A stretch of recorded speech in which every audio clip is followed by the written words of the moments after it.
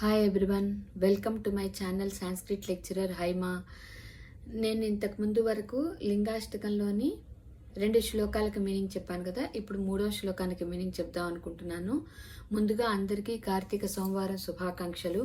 మీకు ఆ శివానుగ్రహం మెండుగా ఉండాలని మనసారా కోరుకుంటున్నాను. ఇప్పుడు శ్లోకంలోకి వెళ్దాం. ఒకసారి శ్లోకం చదువుతాను. सर्वसुगन्धसुलेपितलिङ्गं बुद्धिविवर्धनकारणलिङ्गं सिद्धसुरासुरवन्दितलिङ्गं तत्प्रणमामि सदा शिवलिङ्गम्. సర్వసుగంధసులేపితలింగం.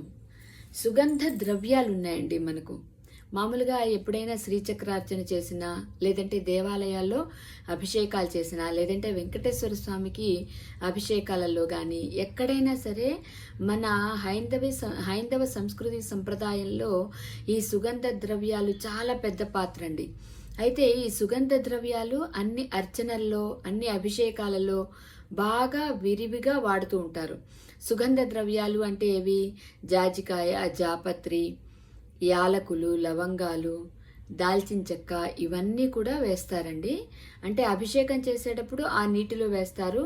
ఆ పరిమళాలన్నీ దేవునికి చాలా బాగా సంక్రమిస్తాయి. అలా అంటే మనం సంక్రమింప చేయడం అని కాదు, ఆ సుగంధ ద్రవ్యాలన్నీ ఆ నీటిలో ఉంటే చాలా బాగుంటుంది. అసలు ఆ తీర్థం తాగుతుంటేనే చాలా అద్భుతంగా, అమోఘంగా ఉంటుంది. మాటల్లో చెప్పలేం, అంత బాగుంటాయి ఆ తీర్థం. అయితే శ్రీచక్రార్చనలో కూడా చాలా బాగా వాడేవారు మా నాన్నగారు కూడా. అయితే ఈ శివునికి సర్వ సుగంధ సులేపిత లింగం అంటే పర్ఫ్యూమ్స్ అని కానీ, సెంట్స్ అని కానీ, ఇప్పుడు పిల్లలకి ఇలా చెప్తే అర్థమవుతుంది కదా. పెర్ఫ్యూమ్స్, సెంట్స్ బాగా వాడుతుంటారు కదా పిల్లలు, అంటే డియోడ్రెంట్స్ అలా. సో పూర్వం రోజుల్లో ఇవన్నీ ఉండేవి కాదు కదా. దేవతార్చనకైనా, ఆలయాల్లోనైనా, దేవతలకైనా ఈ సుగంధ ద్రవ్యాలే ఎక్కువ వాడేవాళ్ళు. అంటే వాటిని పౌడర్ చేసి ఆ పౌడర్ని నాన్నగారు అయితే వాడేవాళ్ళు.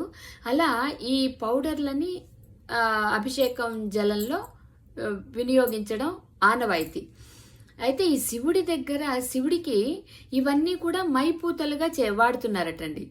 అలాంటి శివునికి నేను నమస్కరిస్తున్నాను అని. సర్వ సుగంధ సులేపిత లింగం. ఈ శివలింగానికి నానా విధములైన సుగంధ ద్రవ్యాలు మైపూతలుగా ఉన్నాయి. సర్వ సుగంధ సులేపిత లింగం. బుద్ధి వివర్ధన కారణలింగం. మనం ఈ కార్తీక మాసం అంటేనే చాలా విశిష్టమైన మాసం. అందున శివార్చన అనేది చాలా ఉత్కృష్టమైనది. సో కార్తీక మాసంలో శివార్చన అంటే అసలు తిరగలేదు, ఇంకా శివానుగ్రహం సంపూర్ణంగా ఉన్నట్టే. అయితే బుద్ధి వివర్ధన కారణలింగం అంటే అర్థం ఏంటి? మనకేమన్నా బుద్ధిమాంద్యం ఉన్నా, అంటే కొంచెం తెలివి తక్కువగా ఉన్న, బుద్ధి మందత ఉన్న, మందగించిన బుద్ధి కలిగిన వారైనా శివుడికి గనక పూజలు చేస్తే ఆ శివానుగ్రహంతో వాళ్ళ బుద్ధిమాంద్యాన్ని తొలగించుకొని వాళ్ళు ఇంకా బాగా బుద్ధిబలంతో పురోగమించగలరు అని. సర్వ సుగంధ సులేపితలింగం బుద్ధి వివర్ధన కారణలింగం. బుద్ధిబలం పెరగడానికి కారణమైన శివుడు అని, శివలింగము అని. బుద్ధి వివర్ధన కారణలింగం. సిద్ధ సురాసుర వందిత లింగం.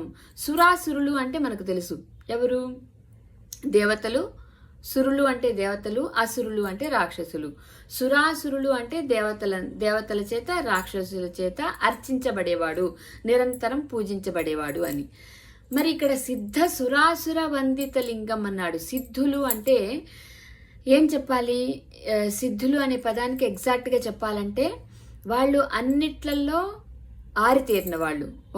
ఒక శాస్త్రమని కాదు, ఒక విషయమని కాదు, ఎందులో చూసినా అంటే అంతం చూసిన వాళ్ళు అని అర్థం. సో వాళ్ళకి ఇంకా తిరుగులేదు. అలాంటి వాళ్ళు అంటే ప్రతి విషయంలోనూ, ప్రతి శాస్త్రంలోనూ వాళ్ళు సిద్ధహస్తులు అని. అలాంటి సిద్ధుల చేత, సురుల చేత, అసురుల చేత, అందరి చేత పూజించబడుతున్నవాడు. అలాంటి శివలింగానికి నేను శతాధికంగా నా నమస్కారాలు తెలియచేస్తున్నాను అని. ఒకసారి మళ్ళీ శ్లోకం చదువుతాను. సర్వసుగంధసులేపితలింగం బుద్ధివివర్ధనకారణలింగం సిద్ధసురాసురవందితలింగం తత్ప్రణమామి సదా శివలింగం.